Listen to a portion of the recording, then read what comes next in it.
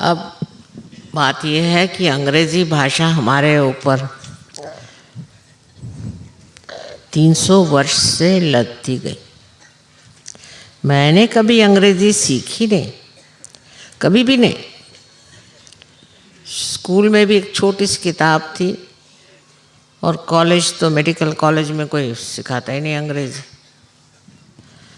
मेरे पिताजी कहते थे इतनी ये आसान भाषा है और इसमें इतने कम शब्द कि कोई ज़रूरत ही नहीं सीखने की। और उन्होंने हमको मराठी स्कूल में डाला और हमसे कहते थे कि मराठी सीखो और संस्कृत सीखो। मैं संस्कृत भी मैंने कभी नहीं सीखी और हिंदी तो कभी भी नहीं सीखी। कोई सवाल ही नहीं उठता। स्कूल में भी नहीं सीखी, कॉलेज में भी नहीं सीखी, कहीं हिंदी भाषा मैंने सीखी ही नहीं। पर एक अच्छा ही है मेरे अंदर, वो मैं बता दूं आपसे कि मैं हिंदी भाषा में जब बोलती हूँ तो हिंदी बोल सकती हूँ और मराठी में बोलती हूँ तो मराठी बोल सकती हूँ और अंग्रेज़ी में बोलती हूँ तो अंग्रेज़ी बोल सकती हूँ। उसका भाषांतर करना मेरे लिए बड़ा कठिन, इसलिए मैं मिक्सअप नहीं कर सकती। ये भाषा अलग बोल रहा है, वो भाषा अलग बोल रहा है, वो अलग भाषा। अब कोई विश्वास ही नहीं करेगा कि मैंने हिंदी भाषा सीखी ही नहीं, लेकिन पढ़ने का शौक़, अच्छी अच्छी किताबें पढ़ने का शौक़, उसी से हिंदी भाषा आ गई। पर शुरुआत में मेरी भाषा बहुत संस्कृत से क्लिष्ट थी, बहुत, क्योंकि महाराष्ट्रियन लोग वैसे ही बोलते हैं। महाराष्ट्रियंस को रोज़मर्रा की हिंदी नहीं आती। वो जो हिंदी भाषा बोलेंगे उसमें आधे से ज़्यादा तो संस्कृत शब्द और बचे खुचे मराठी शब्द।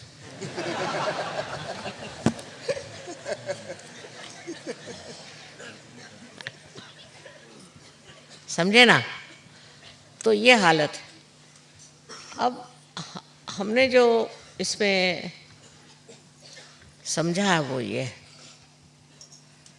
कि भाषा का भी एक वरदान होता है। जैसे संगीत का होता है, कला का होता है, ऐसे ही भाषा का वरदान होता है और उसी से लोग बहुत सारी भाषा बोल सकते हैं। लेकिन हिंदी लोग कोई और भाषा सीख ही नहीं सकते। उसकी वजह ये है, जैसे अंग्रेज़ है, अंग्रेज़ कोई और भाषा नहीं सीख सकते और सीखेंगे तो विद्रूप बिल्कुल।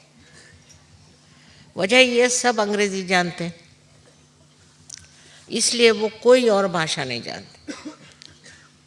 अब हिंदी बोलने वालों का ये हाल है कि वो कोई और भाषा बोल ही नहीं सकते।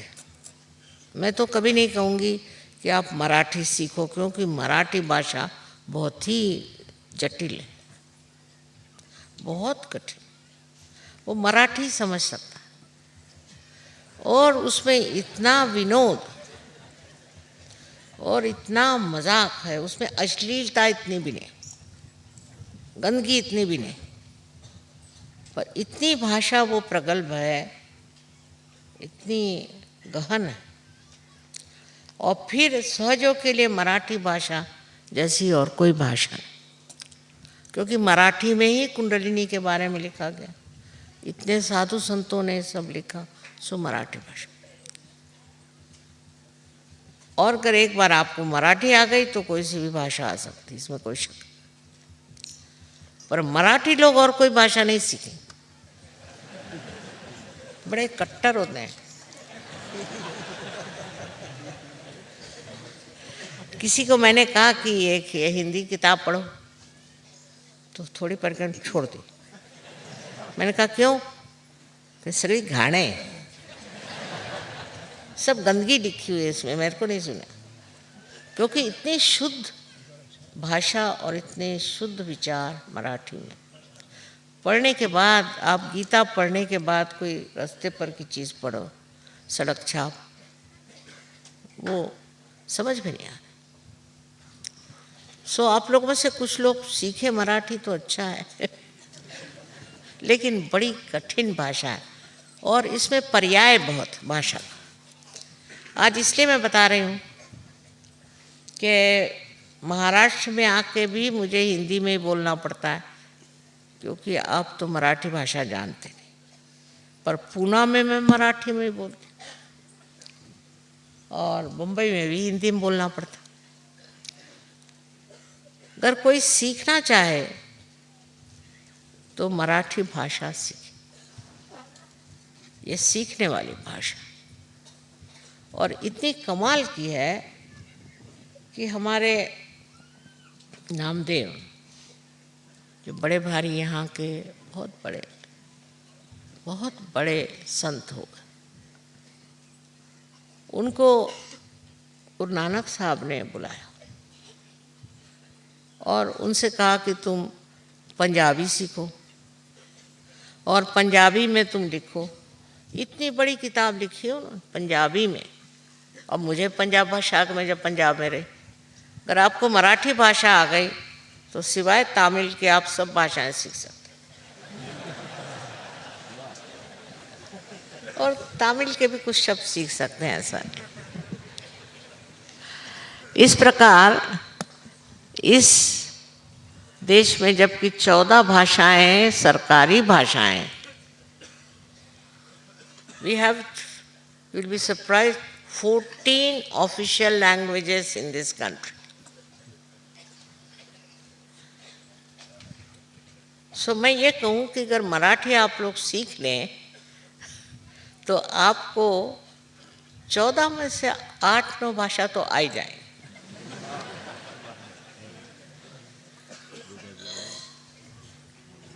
अब एक और बात कमाल है कि बाइबल का ट्रांसलेशन, भाषांतर डायरेक्टली जिसको कहना चाहिए इब्रू भाषा से प्रत्यक्ष में वो मराठी भाषा में हुआ है। यहाँ एक रमा देवी करके बड़ी अच्छी विद्वान स्त्री थी, उसने बाइबल का भाषण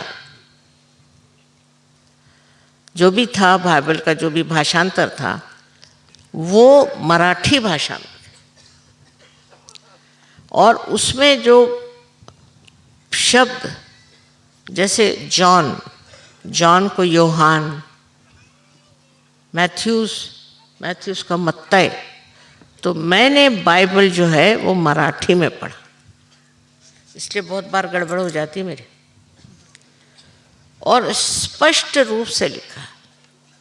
उसकी इतनी शुद्धता उन्होंने रखी हुई है और उसी में उन्होंने लिखा कि जब वो शादी में गए थे तो उन्होंने वहाँ पर पानी से द्राक्षा सब बनाया। बड़ी तत्व की बात है, मराठी में लिखी।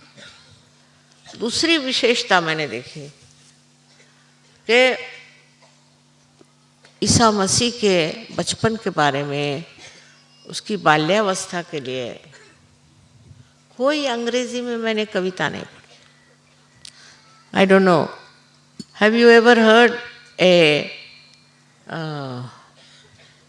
poetry piece about the description of Christ's childhood? I've never heard one. But in Marathi we have many. अभी कल ही इन्होंने गाया बढ़िया, बाल वदन तव बघुनी ख्रिस्ता। छोटे बच्चे का मुंह देखकर, after seeing your face, your child face, बाल वदन, all my fears run away. So this part is missing in the Western languages. I think that the childhood themes are not there. We have about Krishna, about Rama, when they were children, how they used to walk, how they used to talk, how they used to put their finger in the mouth, Every little thing is described so beautifully about you. And that is how I think Indians cannot think of killing their children at all. I mean, it's an impossible situation. Even in Hindi language, in Marathi language, we have such beautiful descriptions of this incarnation as children. Then third thing, तीसरी बात जो surprising है कि सारा romance इनका शादी से पहले ही है, शादी के बाद कोई रोमांस ही नहीं. Third thing is that there is no romance described after marriage, all before marriage. It's the other way around in Indian languages. All the romance comes when you are married. Very sweet, sweet things. I was surprised. I asked somebody to find out one English book where they have described the romance of the married couple. None. Finished.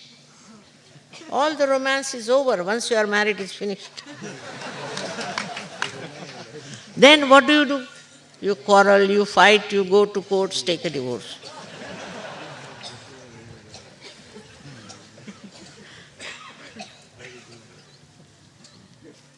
That description is not there. और यही बात है कि हमारे ऊपर बड़ा भारी एहसान हमारे संस्कृति का है, बहुत बड़ा.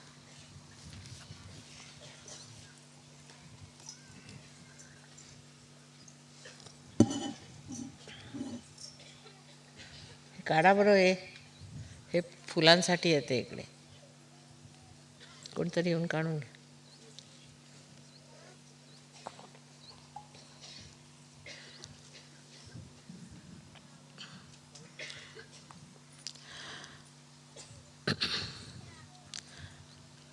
तो हमने मराठी में बाइबल का ट्रांसलेशन पढ़ा और उसमें जो बातें लिखी हैं वो बड़ी गहन.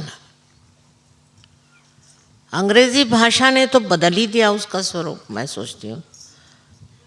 और ईसा मसीह के बारे में भी जो पवित्र, अत्यंत आध्यात्मिक स्वरूप का वर्णन मराठी बाइबल में, वो ना तो हिंदी में है और ना ही वो इंग्लिश में. तीसरी बात कि मराठी आदमी जो है बड़ा हुद्दार है. राजस्थान में भी जैसे मेवाड़ के लोग तो बड़ा हुद्दार है. वो अंग्रेज से कुछ सीख लेने वाला. अंग्रेज अगर सिखाए तो कहेगा राव दे रहने दो. आपके जैसे बहुत देख लिए. पर नॉर्थ में मैंने देखा कि बड़े अंग्रेजों का जोर. सूट बूट पहनना, टाई लगाना, जूते पहनना और सब पे रोब झाड़ना. महाराष्ट्र में मराठी आदमी को सूट पहनाना बहुत कठिन.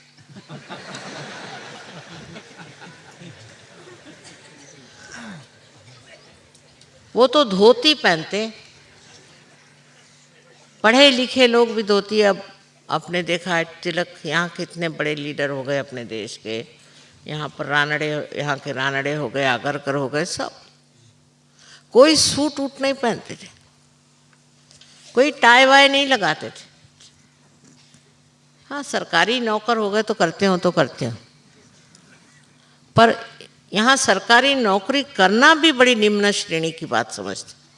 महाराष्ट्र में आपको पता हो, बहुत बार लेख आते हैं, लिखा जाता है कि आप सरकारी नौकरी क्यों नहीं करते.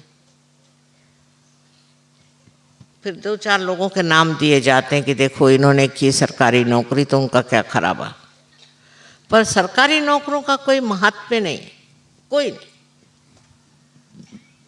और हमारे फादर तो कहते हैं कि पहले नौकरी करना अधम चीज़ है. अपना प्रोफेशन रखो और उससे ज़्यादा सरकारी नौकरी करना तो अधमाधम। मनुष्य का चरित्र हनन हो जाता है। तो बहुत उनकी बात मैंने देखी सही। अब कोई आईएएस में आ गया तो बस हो गया, उसका भाव चढ़ जाता है वहाँ पे 30 लाख 35 लाख। कोई आईएएस का आदमी हो गया तो नॉर्थ इंडिया में बहुत बड़ी चीज़ मानते हैं। यहाँ पढ़ा लिखा हो, विद्वान हो, तब मानते हैं। और आध्यात्मिक, ये बड़ा भारी डिफरेंस। और इसीलिए शुरू शुरू में दिल्ली में मैं सोचती थी कि ये क्या समझेंगे, पर बड़ी हैरानी की बात कि दिल्ली में अब सहयोग ऐसा फैला है, लखनऊ में मुझे विश्वास ही नहीं होता। किसके आशीर्वाद से हुआ? ये तो ऐसे अंग्रेजों के चापलूस नंबर 1 थे, इनको हो क्या गया हैं? ये बदल कैसे गए? मुझे लगता है कि श्री राम और श्री कृष्ण जहाँ जिस भूमि मंडल में रहे हैं, उनके आशीर्वाद और तो मैं बता नहीं सकती। क्योंकि लखनऊ जैसी जगह तो खाओ पियो मौज करो और सब दिल फेंक बहादुर। मैं तो हैरान होती थी, इन लोगों से बात क्या करें, सबका रिश्ता वैसा, बात वैसी, मैं समझ आता। अब मैं महाराष्ट्र से गई थी, मेरे को तो कुछ समझ में नहीं आता था। भाभी है तो उसका मजाक ऐसा, तो नंद है तो उसका मजाक वैसा, मेरी खोपड़ी में नहीं जाता था। और अब मैं देखती हूँ कि श्री राम और श्री कृष्ण का आशीर्वाद और कबीर की वाणी, नानक साहब का आशीर्वाद। अरे ये पंजाबी लोग, मैं पंजाब में पढ़ती थी तो मैं सोचती थी ये पंजाबी, इनकी तो कभी खोपड़ी में सहयोग जाएगा ही नहीं। और मैं हैरान, मैं बड़ी हैरान, इतनी भक्ति और इतना आनंद इन्होंने कैसे प्राप्त किया। वहाँ ना कोई प्रवचन नहीं देता था, कुछ नहीं, कैसे क्या होगा। अब महाराष्ट्र में बड़ी मेहनत करी मैंने, बाप रे बाप, एक एक गांव देहात हर जगह गए, बड़ी बड़ी मेहनत करी। लेकिन महाराष्ट्र में बात नहीं, जो बात नॉर्थ इंडिया की वो महाराष्ट्र में नहीं है। बड़े आश्चर्य की बात, मैं कहूँ कि इतनी मेहनत की सब बेकार ही जाती, उल्टे मेरे पीछे हाथ धो के लग गए। पता ये हुआ मुझे कि यहाँ गुरु घंटाल बहुत, ने गुरु, हर एक आदमी का गुरु गुरु गुरु, घर में गुरु घुसे हुए इतने गुरु लोग हैं यहाँ, कुछ पूछे।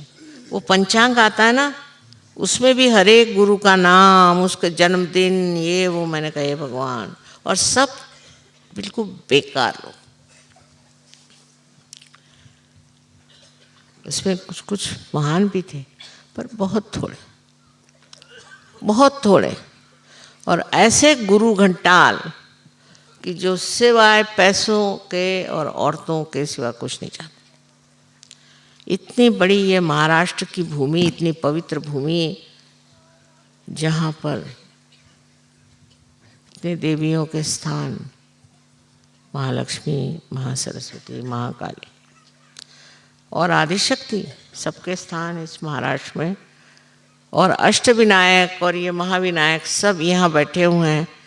हाँ, ये लोग अश्लील नहीं, गंदगी नहीं, लेकिन धर्म को समझने की इनमें क्षमता नहीं रही, क्षमता नहीं। वही घंटा बजाना, मंदिर में जाना और गुरुओं के पीछे भागना, बहुत ही ज़्यादा कर्मकांडी लोग हैं। पर और बातें नहीं हैं, गंदगी नहीं, पर इतने कर्मकांडी हैं कि उसमें से निकल ही नहीं पा रहे। इस तरह से मैंने आपको विश्लेषण करके बताया कि जो लोग फॉरेन के हैं, जिनसे मुझे उम्मीद ही नहीं थी, मैं सोचती थी ये क्या बेकार के लोग, इनको तो कुछ अंदाज ही नहीं किसी चीज़ का, वो वहाँ से वहाँ पहुँच गए। और नॉर्थ के लोग जिनको मैं सोचती थी कि ये क्या आएंगे सहयोग में, मैं तो दिल्ली को बिल्ली कहती थी। मेरी शादी भी दिल्ली में हुई, मेरे पिताजी भी दिल्ली में थे, बिल्कुल उम्मीद नहीं थी।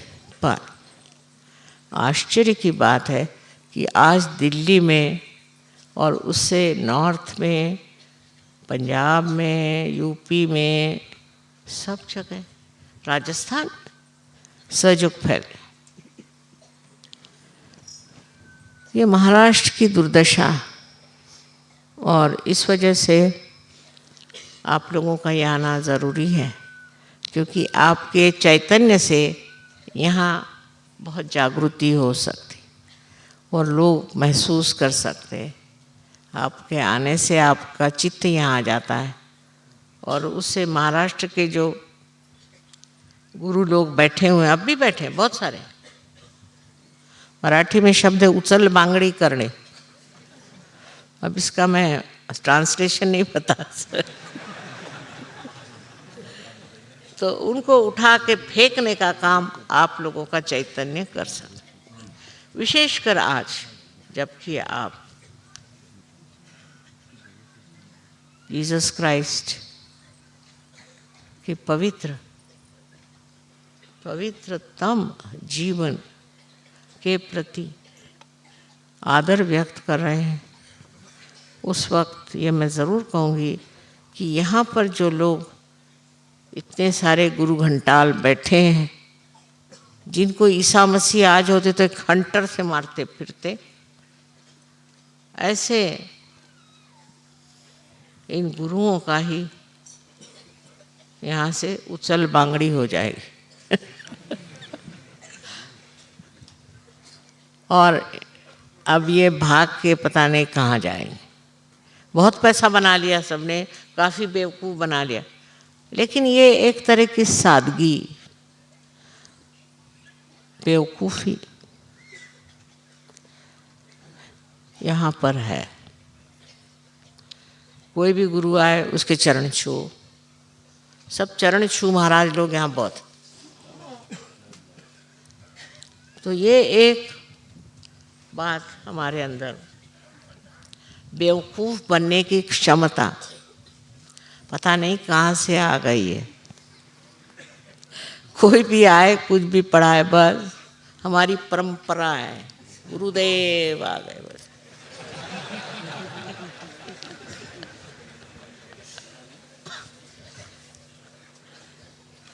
इस परंपरा से ही ये महाराष्ट्र ग्रस्त हुआ है।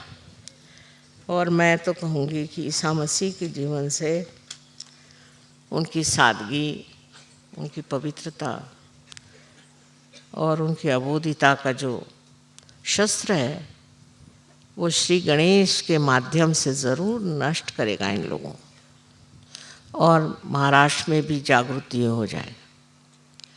यहाँ भी लोग प्राप्त करेंगे उस परम धन को और परम तत्व को, जो यहाँ पर न जाने कितने संतों ने कहा।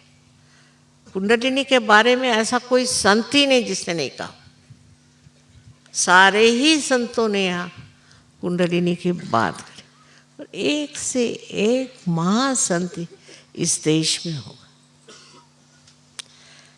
इस देश के उन संतों को मैं सोचती हूँ जिन्होंने इतनी मेहनत करके यहाँ पर जागृति करने की कोशिश की। वहाँ मैं भी हार गई,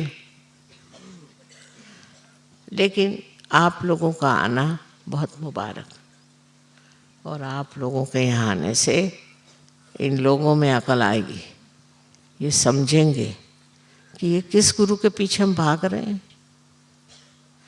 ये सब जो भी मैं बता रही हूँ इसलिए कि बहुतों ने मुझसे कहा कि माँ गणपतिपुळे से अच्छा है आप उधर ही कुछ करिए प्रोग्राम। मैं कहा नहीं, आप आइए, क्योंकि आपका कर्तव्य है कि आप सब में जागरण ला। महाराष्ट्र में जागरण लाना है और आपको इसीलिए यहाँ आना ज़रूरी, और वो भी यहाँ पर ईसा मसीह का ही हम लोग गौरव करते हैं। उनकी बहुत ज़रूरत है। वो तो मैं कहती हूँ ना कि हंटर लेके इन सब गुरुओं को ऐसे ठोकेंगे, पर आप लोगों का ये विचार कि हम यहाँ आज उनके पवित्रतम चरित्र को उजागर करने आए और उनके शक्ति से महाराष्ट्र की ये भूमि पवित्र हो जाए। और ये लोग गणेश की पूजा बहुत करेंगे, लेकिन वो गणेश क्या है और गणेश का मतलब क्या है, इसको मतलब कुछ समझ भी नहीं आता। ऐसे चक्कर में फंसे हुए लोग हैं, इनको उभारने के लिए आप लोगों का यहाँ आना ज़रूरी है। हर साल आप लोग आते हैं, और वो भी ईसा मसीह का जन्मदिन बनाने के लिए, ये बड़ी भारी बात है। आप सबको अनंत आशीर्वाद।